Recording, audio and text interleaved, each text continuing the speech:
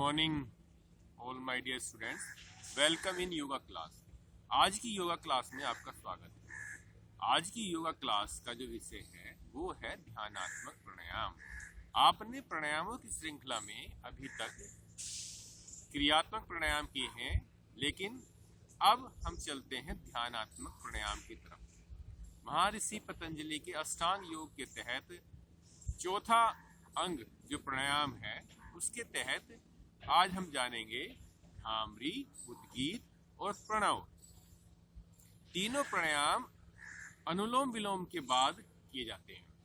पिछली वीडियो में आप अनुलोम विलोम सीख चुके हैं, तो आइए ध्यानात्मक प्राणायाम के लिए बढ़ते हैं और सावधानी पूर्वक और एकाग्रचित मन से इस प्राणायाम को समझेंगे, जानेंगे और करेंगे। सबसे पहले आप दंड आसन की मुद्रा में आ जाइए। ये है दंड आसन की मुद्रा। यहां से आप किसी भी सुखासन, सिद्धासन, जिस भी आसन में आप कमर गर्दन सीधी करके बैठ सकते हो, उस आसन में यहां से जाइए। दंड आसन है। सपोज मैं यहां से जाता हूं पद्मासन।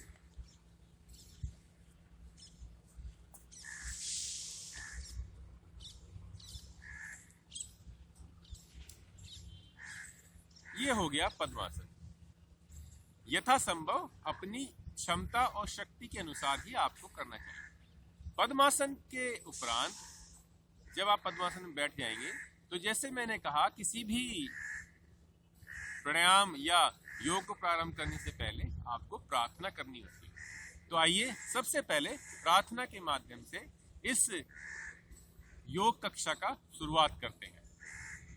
ध्यान ज्ञान मुद्रा, इंडेक्स फिंगर और थंब दोनों को आपस में मिला लेंगे। शेष 3 उंगलियां ऊपर सीधी रहेंगी। आंखें कोमलता से बंद और गायत्री मंत्र के साथ प्रारंभ करते हैं। एक बार लंबा गहरा सांस लेंगे।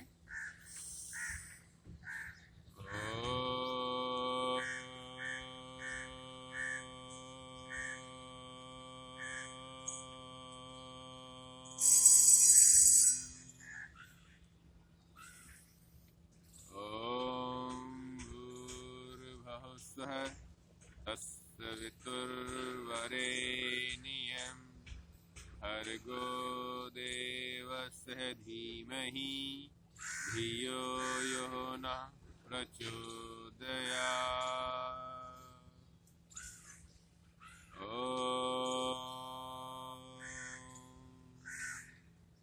ओम। ये हुई आपकी प्रार्थना। अब आज के जो ध्यानात्मक प्राणायामों का जो हमारा विषय है उसमें आप जानेंगे भ्रामरी। भ्रामरी क्या होता है? जैसे भंवरा होता है, जैसे भंवरा घुन घुन करता है, इसी प्रकार से हम अपनी क्रियाओं द्वारा ऐसी आवाज को निकालते हैं जो हमारे मन मस्तिष्क तक जाती है। भ्रामरी को करने से पहले मैं आपको एक बार भ्रामरी बताता हूँ कि भ्रामरी होता कैसे है। भ्रामरी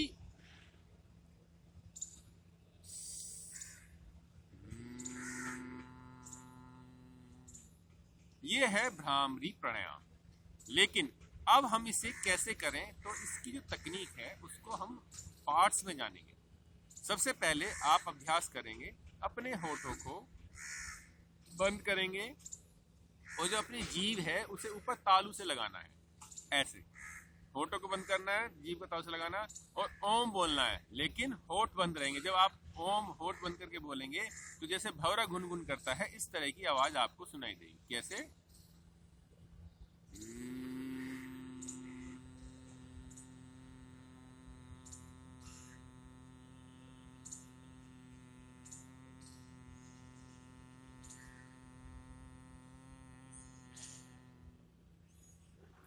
ये हुआ इसका पहला अभ्यास। दूसरे अभ्यास में हमें अपनी नाक, कान सब बंद करना है, मुंह बंद करना है। तो उसका तरीका क्या है? देखिए, अपने थंब से जो हमारा कान होता है उसके पास में एक छोटा सा कान का एक हिस्सा होता है, जिससे हम कान को बंद करेंगे तो हमें बाहर की आवाज सुनाई नहीं देगी। वो हमें थंब से बंद करना है, ठीक है। जो हमारी इंडेक्स फिंगर है उस इंडेक्स फिंगर को हमें यहाँ माथे पर रखना है। शेष 3 उंगलियों को हमें अपनी आंखों पर रखना होता है। आंखों से दबाना नहीं, हल्के से रखना है। तो थंब, इंडेक्स फिंगर माथे पर, शेष 3 उंगलियां आंखों पर। इसमें 2 उंगलियां आंखों पर रहती हैं, जो कण की उंगली है वो आंखों से नीचे की नासिका के पास में रहती है।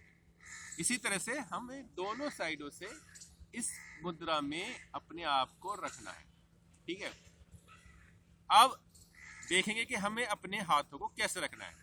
दोनों कानों को साइड से बंद करेंगे, इंडेक्स फिंगर को माथे पर लगाएंगे और शेष 3 उंगलियों को आंखों के पास में रखना है। आंखें बंद रखनी है, मुंह बंद रखना है।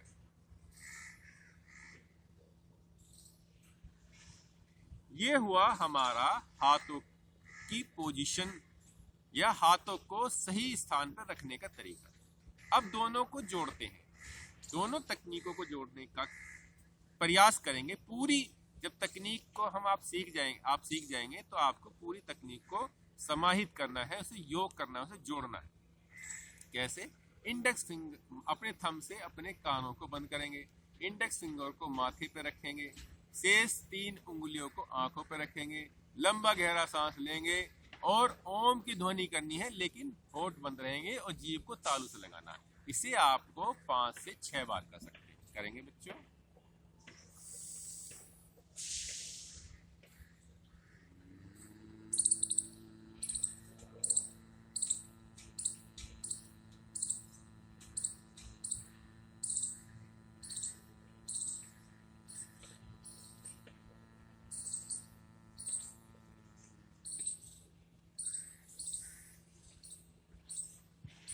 ये हुआ भ्रामरी।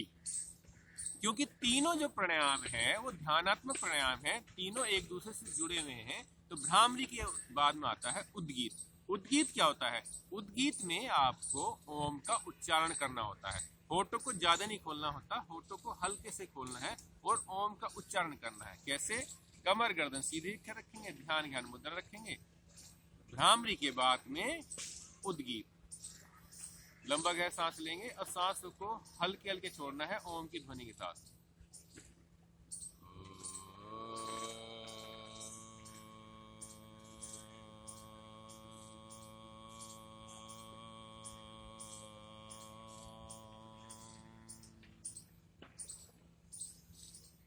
ये हुआ आपका उद्गीत। अब इसके आता है प्रणव। प्रणव आखिर क्या है? प्रणव का जो विषय है उस पर लंबे विषय पे बाद में चर्चा करेंगे, लेकिन अभी के ज्ञान के लिए प्रणव में क्या है कि आपको कुछ नहीं करना है। भ्रामरी उद्गीत को करने के बाद में आंखें बंद करके कोमलता से बैठ जानी है और मन ही मन में अपने ईश्वर को याद करते हैं या गायत्री मंत्र का उच्चारण करते हैं। मन ही मन में बोलना नहीं है, मन ही मन में आंखें बंद और गायत्री मंत्र का उच्चारण मन ही मन में करना, जैसे कि आज मैंने आपको प्रार्थना में बताया था।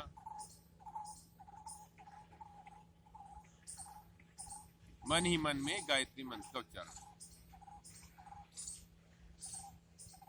ये हुआ बच्चों प्रणव। तो आपने जाना भ्रामरी, उद्गीत और प्रणव, तीनों ध्यानात्मक प्राणायाम। अब तीनों ध्यानात्मक प्राणायाम का एक बार अभ्यास करेंगे, सभी को समाहित करें, क्योंकि सभी एक साथ जुड़े हुए हैं तो इसलिए बीच में गैप नहीं होना चाहिए। तीनों को एक साथ करेंगे। चलो, कमर गर्दन सीधी, आंखें कोमलता से बंद और करेंगे भ्रामरी। अनुलोम विलोम के बाद में ये आता है भ्रामरी। दोनों थंब से अपने कानों को बंद करेंगे, इंडेक्स फिंगर को माथे पर रखेंगे, शेष उंगलियों को आंखों पर रखेंगे, लंबा गहरा सांस लेंगे, होठों को बंद रखेंगे और ओम की ध्वनि निकालनी है होठों को बंद करके।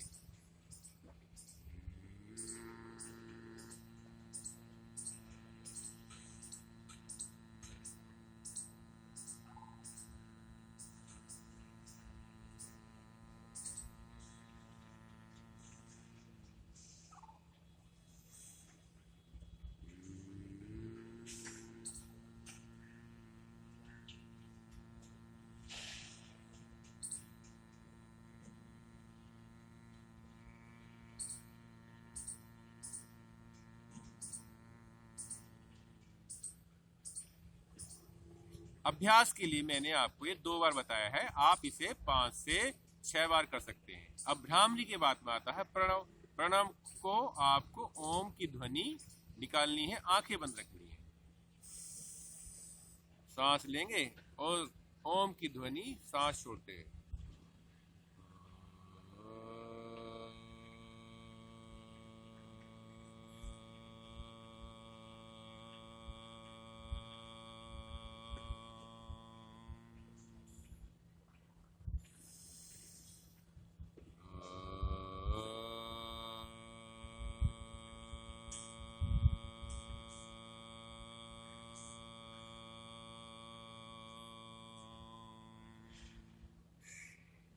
इसे भी अब आप 5 से 6 बार तक कर सकते हैं।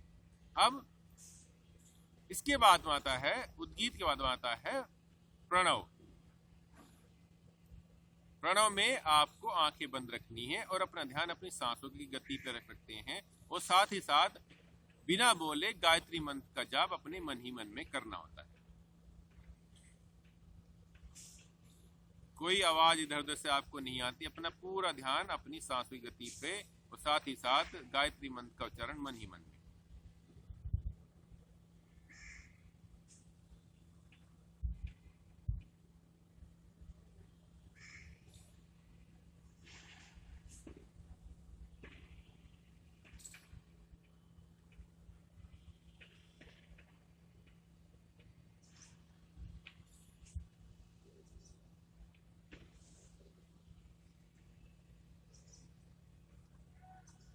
इस अवस्था में आप 5 से 7 मिनट तक बैठ सकते हैं। और जब आप वापस आएंगे तो वापस आने का तरीका क्या है, दोनों हाथों को आपस में ऊपर घर्षण करेंगे और फेस पे लगा लेंगे, और फिर धीरे धीरे आंखों को खोलना है। आंखों को अपनी हाथों की हथेलियों के मध्य में खोलना है, बंद करना है, खोलना है, बंद करना है। एकदम अपनी आंखों को नहीं खोलना है।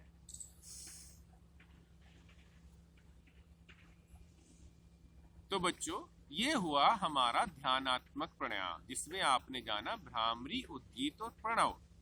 जब हम अपने प्राणायामों को पूर्ण कर लेते हैं तो इसी ध्यानात्मक प्राणायाम के साथ ही हमारे प्राणायाम पूर्ण हो जाते हैं। इस प्राणायाम से क्या होता है, जिन लोगों की मेमोरी कम होती है, या जो माइग्रेन के शिकार होते हैं, या जिनको याददाश्त कमजोर होती है, या जो डिप्रेशन के शिकार विद्यार्थी होते हैं, उसके लिए यह ध्यानात्मक प्राणायाम बहुत ही उपयोगी है। साथ ही साथ यह हमारे वात, पित्त, कफ तीनों दोषों को संतुलित रखता है। कारण क्या है कि इसके माध्यम से हमारी जितनी भी ज्ञानेंद्रियां हैं वो शांत हो जाती हैं, वो सामान्य हो जाती हैं, और साथ ही साथ हमारे ज्ञान की वृद्धि होती है। ठीक है बच्चों, अब पूरा प्राणायाम करने के बाद में वापस कक्षा से जाने से पूर्व आपको उन्हें अपनी उसी स्थिति में आना पड़ेगा जिस स्थिति से आपने प्रारंभ किया। अपने पैरों को खोल देंगे, अपनी मांसपेशियों को सामान्य करने की कोशिश करेंगे। अन्यथा तो यदि आप स्थिर अवस्था से तुरंत तीव्र अवस्था में जाएंगे तो आपकी मांसपेशियों में हानि हो सकती है। इसलिए आपको सामान्य रूप से अपने आप को, अपनी मांसपेशियों को सामान्य करना पड़ेगा, तभी आप अपनी कक्षा में से उठ के जा सकते हैं।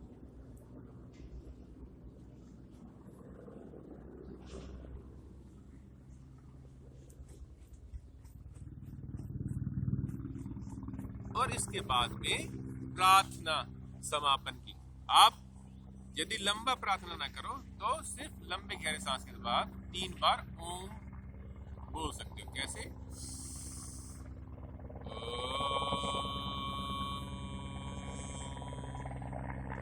शांति शांति शांति। धन्यवाद।